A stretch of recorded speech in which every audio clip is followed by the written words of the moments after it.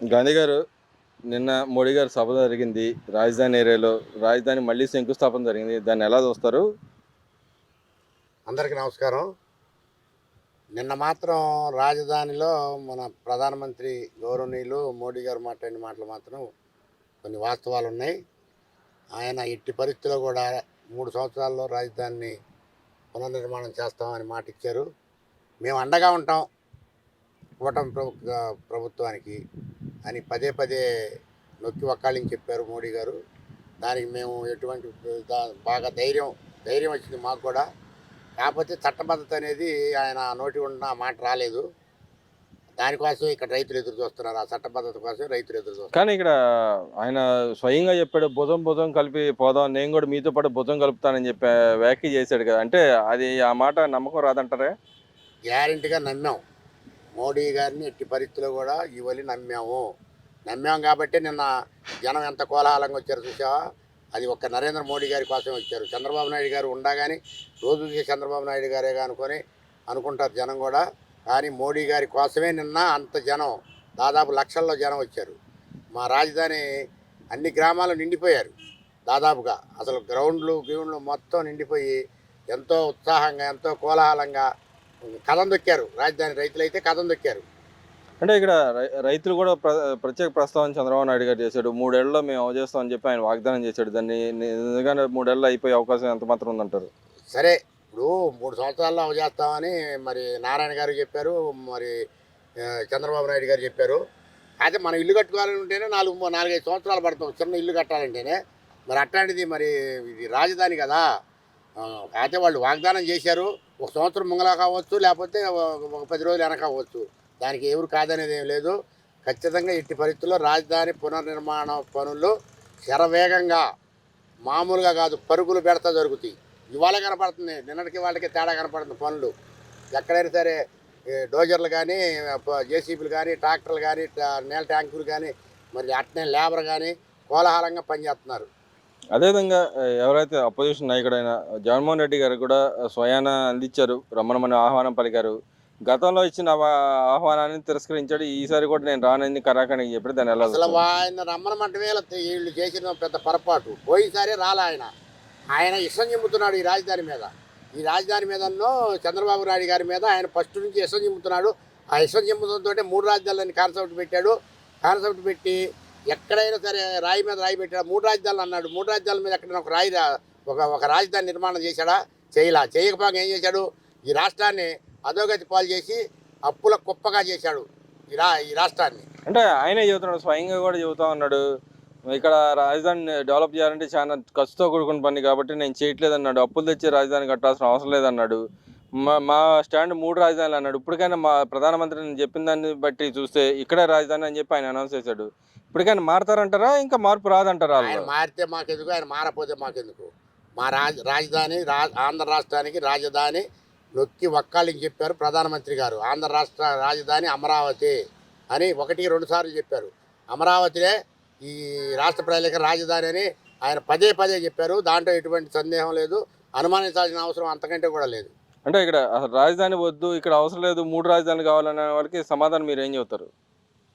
అది దద్దమ్మ ప్రభుత్వం అండి. గత ప్రభుత్వం దద్దమ్మ ప్రభుత్వం, కేసుల ప్రభుత్వం, అంతా దుష్ట పరిపాలన చేసిన ప్రభుత్వం అది. ఎక్కడ పడితే అక్కడ కేసులు పెట్టి, ఎవడ పడితే వాడిని జైల్లో పెట్టి, ఎవడ పడితే వాడి మీద కేసులు పెట్టి అనవసరంగా రాష్ట్రాన్ని సర్వనాశనం చేసిన ప్రభుత్వం అది. కాదంటారా? మరి రమ్మనమానండి, వచ్చి డిబేట్ పెడదాం, కూర్చోమానండి. రివర్స్ టెండరింగ్ ఎక్కడైనా ఉందా? ఏ స్టేట్ 29 స్టేట్లో ఏ స్టేట్లోనే రివర్స్ టెండరింగ్లు ఉన్నాయా? ఈయన ఎందుకు పెట్టారు రివర్స్ టెండరింగు? సరే, రాజధాని మీద కక్ష ద్వారా చర్య తీసుకున్నావు. పోలవరం ఏం చేసింది? పోలవరం పనులు ఎందుకు చేయలేదు నువ్వు? పోలవరాన్ని ఎందుకు ఇది చేసావు, సర్వనాశనం చేసావు? రాజధాని చేయలేదు, పోలవరం అన్న చేయాలిగా. ఆయనకి ఎక్కడ కూడా దృఢ సంకల్పంతో ఈ పని చేద్దాం, ఈ రాష్ట్రాన్ని బాగు చేద్దాం అనే ఆలోచన జగన్మోహన్ రెడ్డి గారికి లేదు. అంటే ఒక నాయకుడు అనేవాడు ప్రజల పక్షాన ఉంటాడు, ప్రజలకు సంబంధించిన అంశాల మీద పోరాడతాడు, లేకపోతే మెమరాండం లాంటి ఇచ్చి, గవర్నమెంట్ లేకపోతే మెమరాండం లాంటి ఇచ్చి రాష్ట్రాన్ని డెవలప్ చేయడానికి చూస్తూ ఉంటారు, ప్రజల పక్షాన ఉంటారు. కానీ ఈయన ఎందుకని అలా దొంగసాటుకు వెళ్ళిపోవడం, లేకపోతే ఇక్కడి నుంచి వెళ్ళిపోయి ఏదో చనిపోయిన వాళ్ళ దగ్గర రావడానికి ఒక్కదానికి ఉంటున్నాడు, ప్రజల్లో ఎందుకు ఉండలేకపోతున్నాడు అంటారు? ఆయన ఓటు బ్యాంక్ రాజకీయం చేస్తున్నాడండి. ఓటు బ్యాంక్ రాజకీయం ఒకటన్ను. రెండోది ఏంటంటే ఆయన సానుభూతి పొందాలి. సానుభూతి పొందాలంటే ఏదో ఒకటి అక్రమంగా అన్యాయంగా ఈ కూటమి ప్రభుత్వం మీద పనిచేసే ప్రభుత్వం మీద బురద చల్లాలి. తల్లి ఒకసారికి 2 సార్లు అబద్ధాలు చెప్పి పదే పదే అబద్ధాలు చెప్పి జనాన్ని నమ్మేయాలని చూస్తున్నాడు ఆయన. జనం నమ్మే పరిస్థితిలో లేరు. కాబట్టి ఇది జగన్మోహన్ రెడ్డి గారు ఇంకా తెలుసుకుంటాడని ఎదురు చూస్తున్నారు. అంటే ఎన్ని రోజులు పట్టింది అంటారు? ఇప్పటికే ఆయన చాలా మంది చెప్పారు ఓడిపోయాడు, ఘోరంగా ఓడిపోయాడు, అయినా ఇంకెందుకు మార్పు రాలేదు ఆయన అంటారు. జీవితంలో ఆయనకు మార్పు అంటూ రాదు. ఆయన జనం ఆయనకి పేరు పెట్టారు కదా సైకో అని. సైకోకి ఆయన నిర్వచనం ఖచ్చితంగా ఆ పేరు కన్ను ఆయన చేసే పనులకి సరిపోను చేస్తున్నాడు ఆయన. మరి ఆయన ఆహ్వానం అందింది. ఆహ్వానం అందినప్పుడు వచ్చి మరి మోడీ గారు బాగానే ఉంటాడు ఆయనతోటి. మరి గత 5 సంవత్సరాలు బాగానే ఉన్నారు ఇద్దరు. మరి ఆ మోడీ గారికి ఏదో మెమో ఇవ్వచ్చుగా, మరి డెవలప్ చేయమనో లేకపోతే ఇంకా నిధులు ఇవ్వమనో ఏదో ఒకటి చెప్పాలి కదా. ఏ మెమో ఇవ్వకుండా నువ్వు పోయి ఆడ కర్ణాటకలో కూర్చొని నీ ఇష్టానుసారం మాట్లాడితే చట్టచాలమని అయింది. అది ముమ్మాటికి నువ్వు చేసే పని దుశ్చర్య పని. రాష్ట్రం బాగుపడే పని మాత్రం ఒకటి కూడా చేయట్లేదు నువ్వు. ఈ ప్రజలు బాగు చేసే పరిస్థితులు నువ్వు లేవు. నీకు రాజకీయం కూడా అనవసరం నాకు తెలిసి.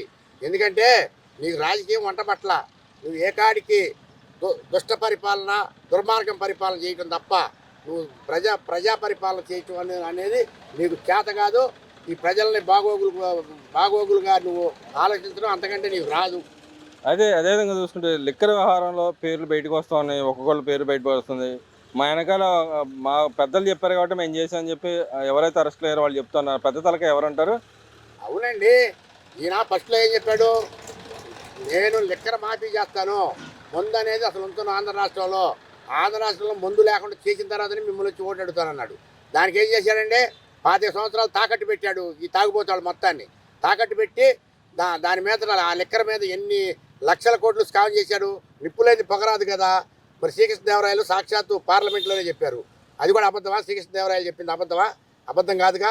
మరి ఆయన హస్తం లేకుండా అలా వైసీపీలో ఉన్న నాయకుడు ఏ నాయకుడు కూడా ఒక్క పని కూడా చేయలేదు. కాకపోతే దానికి నిర్వచనం ఎవరెవరంటే సజ్జల రామకృష్ణారెడ్డి, వైవి సుబ్బారెడ్డి, మరి ఈయన ఆయన పేరేంది విజయసాయిరెడ్డి. వీళ్ళ కరుసల్లంలోనే లిక్కర్ స్కాములు మొత్తం నడిచినాయండి. తత్యమాళ్ళు ఏంటంటే వీళ్ళు చెప్పినట్టుగా వాళ్ళు ఆడారు ఆట అంతే. కానీ ఇక్కడ ఇప్పుడు విజయసాయిరెడ్డి గారు వచ్చి బయట నాకేం సంబంధం లేదు, నేను నా దగ్గర మీటింగ్ అయితే జరిగింది వాస్తవంగా నా సంబంధం లేదు అంటున్నాడు. కడుపు కన్న తినేవాడు ఎవడైనా సరే విజయసాయిరెడ్డి మాట నమ్మరు. ఎందుకో తెలుసా? ఆయన అన్ని అబద్ధాలే. జగన్మోహన్ రెడ్డి గారి కంటే ఎక్కువ అబద్ధాలు ఆడతాడు విజయసాయిరెడ్డి. మరి ఆయన చదివాడు అంటున్నాడు, సీఏ చదివాడు, ఆయన చార్టెడ్ అకౌంట్ అంట. మరి ఆయన చెప్పే అబద్ధాలు ఇవాళ కూడా ఆయన మాట నమ్మకం లేదు. నమ్మకం లేకనే జనం ఎవరు ఆయన నమ్మట్లేదు. ఆయన రాజకీయ సన్యాసం తీసుకోవటమే మంచిది. శుభ్రంగా వ్యవసాయం చేసుకో బాబు. వ్యవసాయం చేస్తే మాకు తిప్పలొస్తాయి. నువ్వు వ్యవసాయం చేస్తే మరి దాంట్లో ఎన్ని కుంభకోణాలు చేస్తావో. అందుకని నువ్వు వ్యవసాయానికి కూడా రా మాకు. అంటే ఇక్కడ ఆయన చార్టెడ్ అకౌంట్ కాబట్టి మీకు ఏమన్నా డబ్బులు వస్తే డబ్బులు వ్యవహారాల్లో ఆయన చక్క పెడతాడా మీ రైతుల కోసం? ఆయన ప్రజల కోసం సేవ చేసేవాడు వైసీపీలో ఒక్కళ్ళు లేరండి. ఒక్కళ్ళు ఉన్నా కానీ ప్రతిపక్ష హోదా కూడా లేకుండా ఎందుకు పడిపోయింది ఆ పార్టీ? కాబట్టి ఎట్టి పరిస్థితిలో కూడా ఎవరు కూడా ప్రజా పరిపాలన చేసేవాళ్ళు వైసీపీ పార్టీలో ఏ లీడర్ కూడా లేడని చెప్తున్నాను నేను. అదేవిధంగా రాష్ట్రానికి నిన్న మోడీ గారు చాలా వరాలు జల్లు కల్పించారు. చాలా మటుకు కొత్త శంకుస్థాపన కూడా ఇస్తారు. దాన్ని ఎలా చూడొచ్చంటారు? మోడీ గారు దృఢ సంకల్పంతో ఉన్నాడు. రాజధాని నిర్మాణం చేయాలి. 10 సంవత్సరాల నుంచి రాజధాని లేని రాష్ట్రంగా ఉంది. కాబట్టి మన 29 రాష్ట్రాల్లో ఆయన ఒక శక్తిగా ఒక యుక్తిగా ఈ రాష్ట్ర రాజధానిని పునర్నిర్మాణం చేయాలనే పట్టుదలతోటి మోడీ గారు ఉన్నారు. కేంద్ర గవర్నమెంట్ మొత్తం ఉంది. అట్నే రాష్ట్ర గవర్నమెంట్ చంద్రబాబు నాయుడు గారు మరీ విజన్ గల ముఖ్యమంత్రి ఆయన ఎట్టి పరిస్థితుల్లో కూడా కాసిన కొంచెం డబ్బులు దగ్గర ఏడాది తీసుకుని అయినా ఆయన పనులు కొనసాగిస్తాడు. ఎట్టి పరిస్థితుల్లో కూడా ఢిల్లీని ఆ రోజు మోడీ గారు చెప్పారు, ఫస్ట్ సారి 2015లో శంకుస్థాపన చేసిన ఢిల్లీని తలదన్నే రాజధాని అని. ఇవాళ అదే వాగ్దాటిగా ఢిల్లీని తలదన్నే రాజధాని ఆంధ్ర రాష్ట్రంలో నిర్మాణం అవుతుంది. నిర్మితం కూడా అయిపోద్ది 2-3 సంవత్సరాల్లో. కానీ రాజధాని రైతుగా చెప్పండి, గతంలో అన్నారు మట్టి నీళ్ళు ఇచ్చి వెళ్ళాడు, ఇప్పుడు ఏం చేస్తాడు? అప్పులు తెచ్చి రాష్ట్రాన్ని అభివృద్ధి చేయాల్సిన అవసరం ఉందనే వాళ్ళకి మీరు ఏం చెబుతారు? గతంలో ఆయన 5 సంవత్సరాలు చేసేది కూడా అంతే కదండి. ఇప్పుడు ఈయన 3 రాజధానులను ఆటాడుతుంటే 3 రాజధానులు ఏందా, ఒక రాజధాని నిర్మాణం అయిపోయింది కదా, నేనే శంకుస్థాపన చేశాను దానికని ఆ రోజు ఆయన మరి గట్టిగా మాట్లాడాలి. ప్రధానమంత్రి హోదాలో ఉండి ఆయన ఏమన్నాడు, రాష్ట్ర గవర్నమెంట్ ఇష్టం 3 రాజధానులు పెట్టుకుని 32 పెట్టుకుని హైకోర్టులో అఫిడవిట్ కూడా వేసింది కేంద్ర గవర్నమెంట్ ఆ రోజు. అందుకని ఆ రోజు మేము నమ్మలేకపోయాం ఆయన్ని. మొన్నటిదాకా నమ్మలేకపోయాం. నిన్నటి నుంచి ఆయన మీద నమ్మకం కుదిరింది రైతులు మొత్తానికి, కానీ ఆంధ్ర రాష్ట్ర ప్రజలు 5 కోట్ల ప్రజలకు కూడా నమ్మకం కుదిరింది. ఇక ఎట్టి పరిస్థితుల్లో కూడా రాజధాని నిర్మాణం శరవేగంగా కొనసాగిద్ది. కేంద్ర గవర్నమెంట్ కూడా సహకారం అని చెప్తే భుజం భుజం కలిపి మనం రాజధాని నిర్మాణం చేద్దాం 3 సంవత్సరాలు అనే మాట ప్రధానమంత్రి నోటెమ్మటగానే వచ్చింది. అదేవిధంగా చూసుకుంటే ఏదైతే రాష్ట్ర అభివృద్ధిలో అప్పులు చేసి తెస్తా ఉన్నారో అని చెప్పి రాజధాని నిర్మించాల్సిన అవసరం లేదనే వాళ్ళు, ఇంకో పక్క నిన్న మోడీ సభ జరిగిన ప్రాంతానికి దగ్గరలోనే ఒక ఫైర్ యాక్సిడెంట్ జరిగింది. అది కూడా కుట్ర కోణం ఉందంటున్నారు. ఎవరు చేసి ఉంటారు ఆ కుట్ర? ఆ ఫైర్ యాక్సిడెంట్ సంగతి ఇంకా తెలియదండి, పూర్తి వివరాలు. అక్కడ పోలీసు వాళ్ళు ఉన్నారు, వాళ్ళు సర్వే చేస్తున్నారు. ఏం జరిగిద్దో అది మనకి తెలియని విషయం మనం చెప్పకూడదు. ఆ ఫైర్ యాక్సిడెంట్ ఎక్కడ జరిగిందనేది కూడా తెలియదు. మేమంతా మీటింగుల్లో ఉన్నాం, ఆ మీటింగ్ వినే ద్వారాలో ఉన్నాం, కానీ ఈ ఫైర్ యాక్సిడెంట్ గురించి ఎవరు పట్టించుకోలేదు. దాని ఆలోచన ఎవరికి లేదు. కాకపోతే మోడీ గారు వచ్చారు కాబట్టి ఏదన్నా కొంతమంది దుర్మార్గులు ఏదైనా చేయాలని సంకల్పం చేసుకున్నారేమో, అది కూడా తెలియదు. తెలియని మాటలు మనం చెప్పుకోవటం ప్రథమ తప్పు. ఎట్టి పరిస్థితిలో కూడా చంద్రబాబు నాయుడు విజన్ నిన్న అన్నారు చూసారా, మోడీ గారు ఏమన్నారు, నేను గుజరాత్ ముఖ్యమంత్రి చేసేటప్పుడు చంద్రబాబు గారు ఉమ్మడి రాష్ట్రంలో హైటెక్ సిటీని డెవలప్ చేశారు, దాన్ని కూడా నేను వచ్చి ఒక కమిటీని పంపించి దాన్ని పర్యవేక్షణ చేపించి దాని ప్రకారంగా నేను కూడా ఆయన దగ్గర నేర్చుకున్నాను, కానీ నా దగ్గర ఆయన నేర్చుకోలేదనే మాట ఆయన నోటెమ్మటగానే ఆయనే చెప్పారు ప్రధానమంత్రి గారు. ఈ మాటలన్నింటి మీద మేము 5 కోట్ల ప్రజలు బ్రహ్మాండంగా నిన్న మోడీ గారిని నమ్మారు.